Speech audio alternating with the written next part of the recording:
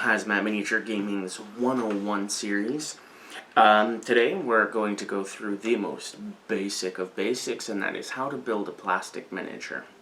Alright, so I'm going to bring you down to my setup here, and we'll get started.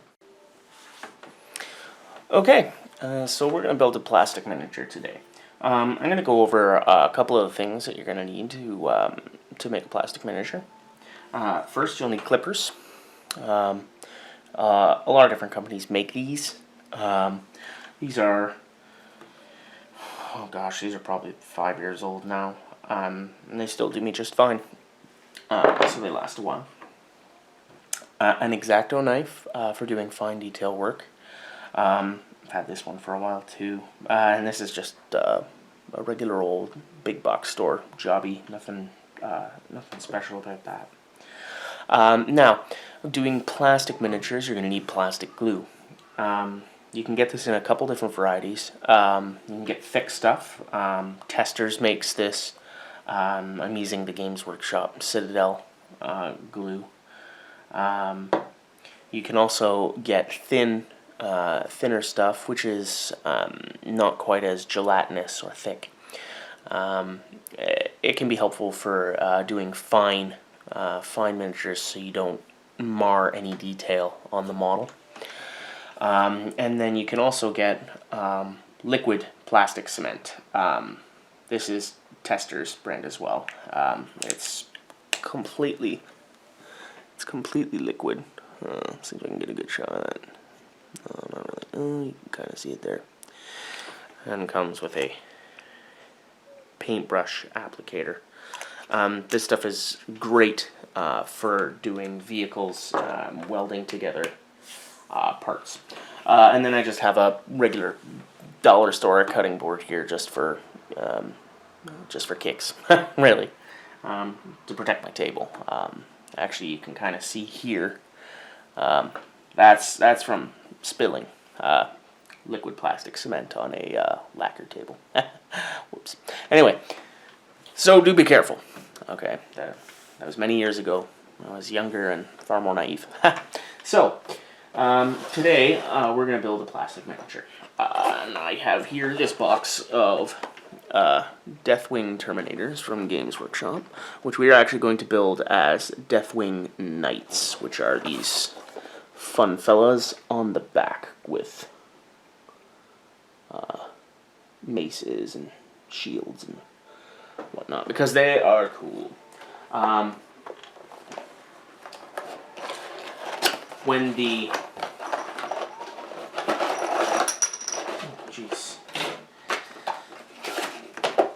video for the Games Workshop Dark Vengeance 2-player battle box comes out, this is a great addition to that box, because you can make a whole host of things out of it. What I really love about the Games Workshop kits in general is all of the extra bits that it comes with, which is great for when you want to take different kits and kind of kit bash them together, so add other bits to it.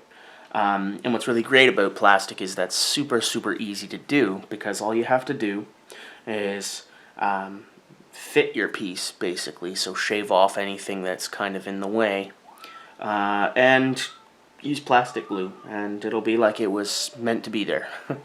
Because the plastic glue melts the plastic a little bit, and then seals it together, and it becomes one piece, essentially, and it's far more likely to break somewhere else than it is on that glue line, which is pretty impressive. So you can see Games Workshop does some really high detailed pieces. I do love their plastic kits. They are magnificent. They're some of the best kits on the market. Pieces like those shoulder pads there are absolutely silly.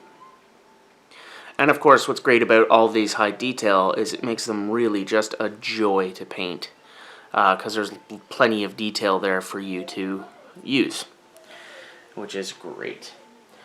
So that's what we're going to do today. Now, fair warning. if you're going to build something for an army that you're playing a game with, you want to make sure that you look into your army book or your army list or whatever, and make sure that what you're building is something you can use. I actually purchased some Sternguard veterans a couple weeks ago, only to find out that the Dark Angels don't actually get Sternguard veterans, so I can't use them. Now, they're great models. I painted them up and everything. They look fantastic, so I'm just going to use them as Dark Angels veterans, so they won't be Sternguard, but they still look really cool. And it'll be something unique for my army, which is great. So that accident turned out to be happy. But just make sure that when you go to build something that you can actually use it in your army, so that you're not wasting precious, precious resources on things that you won't use. Okay, so let's get started. First thing is take out the base. And I will show you at the end how to apply grit to this to make a sand base. So, first thing to start with, always start with the legs. This gives a good stability to the model and build up from there. So what we're going to do is we're going to take the legs here, and let me zoom in. Okay, so we're going to take the legs here, these ones right here, okay, and you're going to take the flat edge of your clippers, so there's a flat edge and then not flat edge. You're going to take the flat edge and place it against the model right at the seam, like so. Let's see if I can get a better angle at it. Okay, come on. Focus. Okay. Oh, I'm so close. Sorry guys, I'm just getting used to this filming thing. You can kind of see there, okay? And then clip. Now there will be some cleanup to do later, okay? Now, if you can't get in there, I will show you what to do. I drifted away. Okay, if you can't get in there, then you just clip it off where you can, and then go in once the piece is out and clean it up. Okay? So, the legs out. Okay. Come on, focus. There we go. Okay, so and there's that big ugly bit. So what we're going to do is we're just going to come in with our clippers and clip it off. There we go. Nice and clean. Now, we'll have a little chat about mold lines. Mold lines are unavoidable. It's part of the process when they inject the plastic into the molds. Two halves are sandwiched. Hold on one sec, guys. Okay, so let's have a talk about mold lines. It's part of the molding process when they inject the plastic into the two halves of the mold. There's always going to be a little seam running. Here, I'll try and move a little better position. There we go. Always going to be little lines running up the side. It's pretty much unavoidable. Let's see if I can, yeah. You got some mold lines there. So, what I like to do, I'll get that focused up. Come on, Lee. Come on. Okay, so what I like to do, you can use files for this. You can also, hold on, this thing's having real trouble auto-focusing.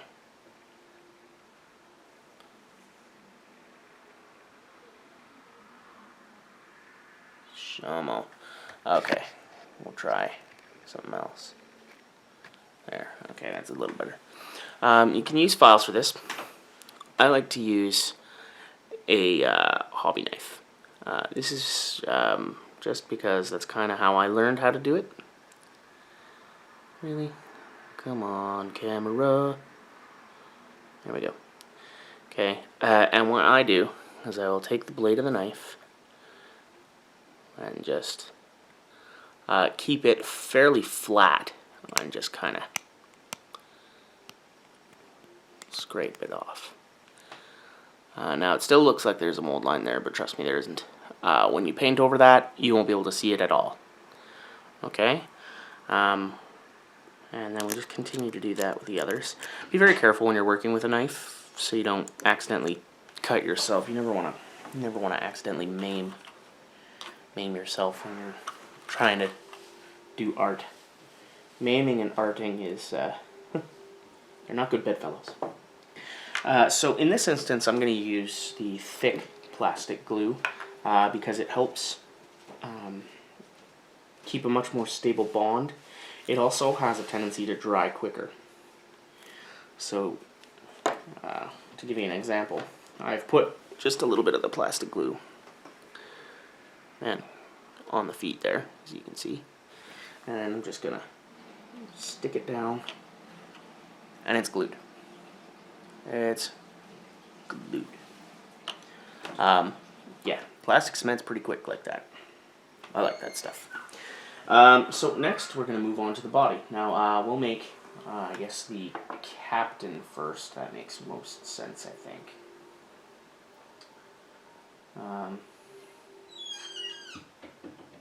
Now, I'm going to have a quick look at the instructions here to make sure I'm using the correct body.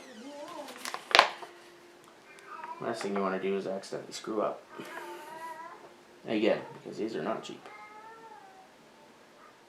Yep, that's that one. Okay, so I'll just cut out the body. Doing the same thing as before.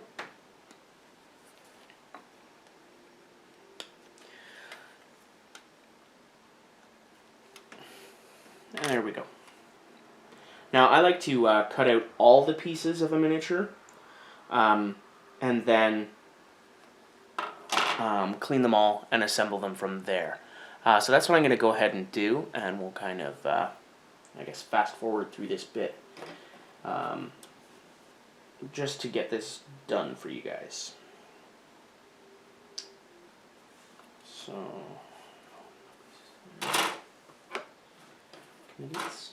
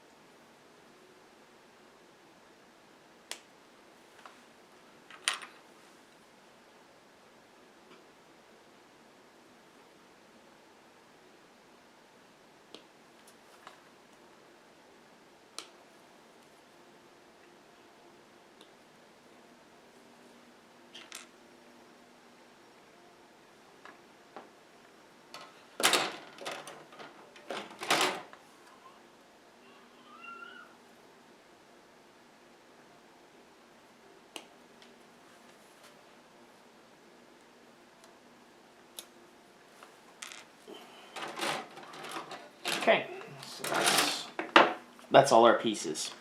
I'm going to go ahead and clean these up.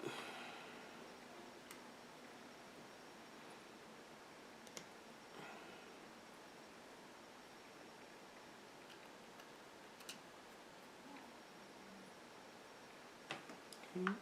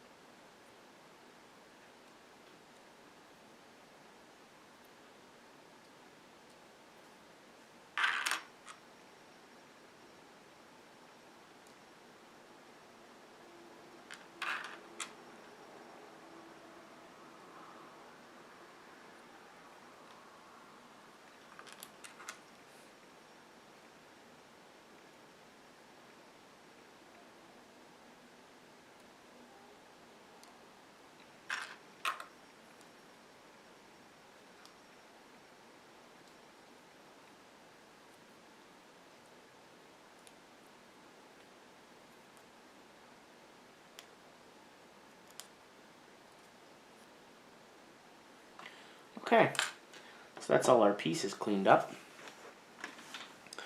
Now, one thing I can't really stress enough is be sure to read the instructions if you're having trouble.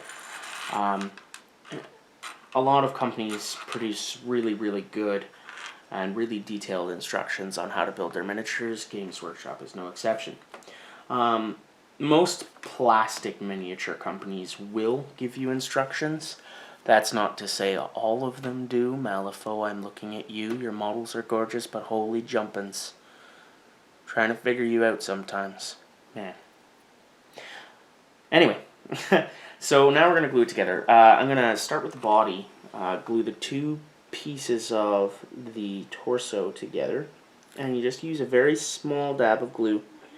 You really don't need a lot. And if you're not careful, if you use too much, you can mar detail. And you never want that. So see, just the two dabs on either side, and that's glued together quite nicely. I'm then going to fit the head in, because they can be a bit of a pain. So I'd really like to get that done. There we go. See, that's not even holding very well. Really small contact point, so not a lot of the glue hits the plastic, but that should do alright. Okay, and then we're going to glue that to the legs. So again, we've started with a firm base, and that's had plenty of time to cure, so it's not going anywhere. And then we glue that down. I'm going to have to fix that head, I think. Yeah. So what I'm going to do then is I'm going to put glue on the head and see if that helps get it to a contact point. That's better. That's better. Okay. See, look at that. All one piece. Now this is still a little bit loose because it's still curing, but we're doing okay. Alright. Now from there, while that is curing, I'm going to take the mace arm here, and I'm going to attach the rest of the flail, because that's what this is, a power flail. which is ridiculous and awesome. Now, this part's important. I forget every time which side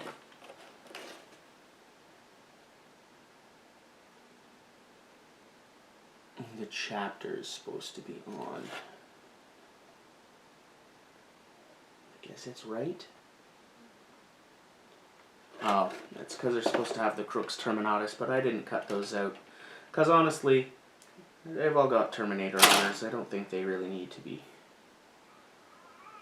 shown to have Terminator honors. I mean, some of those are nice, but meh.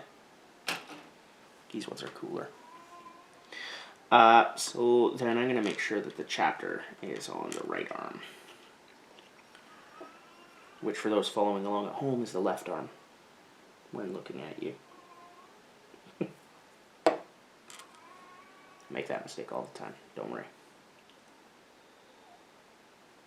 Okay. So there's that arm. Done up. Ooh, yeah. Special and mace-like. These models are super cool. They're going to be a lot of fun to paint. That's what I really look forward to in miniature wargaming, is the painting. It's probably my favorite aspect. It's something I really, really love to do. And then I will glue the arm on. You can be a little more liberal here with the glue, because you really want that sucker to stay on. You don't want it going anywhere.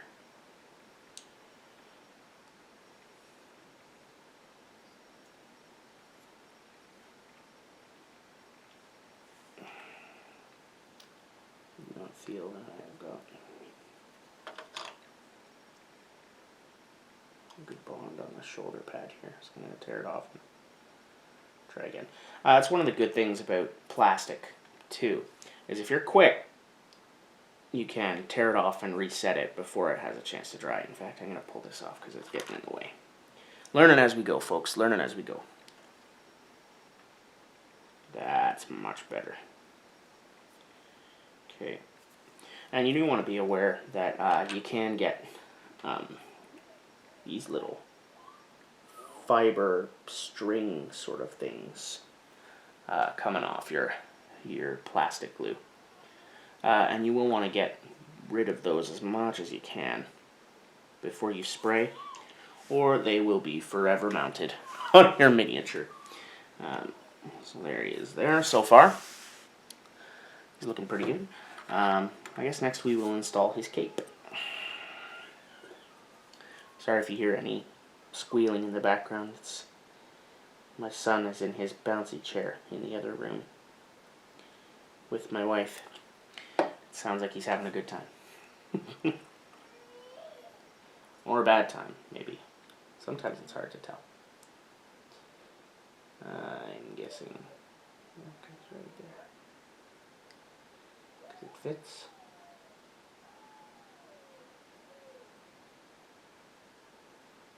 Okay. Yeah, that's definitely where it goes. Guessing here, folks, guessing.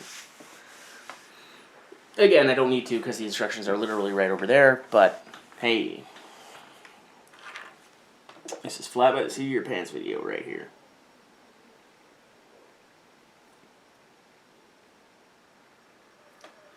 Okay, put the other shoulder pad on. Some people like to put the shoulder pads on after they've mounted the arms. That is totally okay. I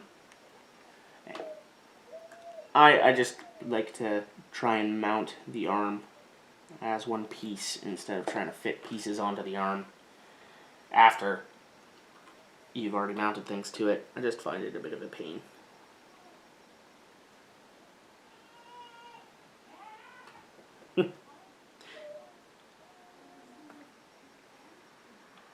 Alright, and there we have them. All glued together and ready to ruin worlds. Okay, and it's that simple.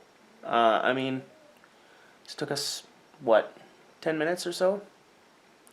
17 minutes for the whole video with explaining so far. But that's it. I mean, 4 more of those and we're done. I'll come back and I will show you what it looks like when it's all done up. I'll see you in a minute. Okay, so I got all of them built. I added the wings to the champion here. Made a couple more dudes. I'll give you a quick look at them. It's really aren't many more tricks to doing this sort of thing. Plastic's really easy to work with. It's really easy, and as long as you're careful, it should go fairly well for you. One thing to note is sometimes if you're using the thicker plastic glue, you'll get the strands. I cannot stress enough to get rid of those before you start with your priming and painting, because they will cause a lot of problems in the long run. A lot of problems. It's just a pain in the butt. So now I'm going to show you just a simple basic basing. I like to base all my miniatures before I paint them. This is because then when I go to prime them, that primer seals down the dirt really nicely. So I've just got this, oh, wrong direction, sorry. So I just got this big old tub of dirt that I got from the beach, and I cleaned it out. Oh, how do you clean dirt? I basically just put it in a big bowl or a bucket with cheesecloth, added some bleach in, let it soak in a bit of water, and then let it dry out so it's nice and clean. And then all you need is a little bit of your regular old school glue or PVA, and an old brush. So just put a little bit of glue on the end, and then I coat the entire base of the model with glue. You can water it down a little. I typically don't, just because I find when I water it down, the dirt doesn't stick as well. So I go full strength. Just helps, I find, to keep the dirt on there. Now, there are a lot of different types of dirt you can use. Like I said, I'm just using sand from the beach, and I like that because it's got a nice variation on grain sizes. So it's not all just the same. It's got a little pebbles in it, and some is bigger than others, and some of it is just really just sand. But I find it comes out really nicely. If I ever move away from that beach, I'm going to be in trouble because I really, really like this stuff. I do find a lot of the modeling grits that you can buy are really nice. My only problem is that you don't get any variation, so typically you'll have to buy a couple of them and mix them together to get a really nice effect. And again, I like to base these before I paint them, because I just find that it keeps the dirt on there. And a lot of people, when they ask me why I base first before priming and everything like that, their issue is they're like, well, you know, I get a lot of paint everywhere on the dirt when I paint. And that's totally okay, because typically the base is the last thing I paint. That way I don't need to worry about whether or not I get paint all over them, because it's the last thing that gets done.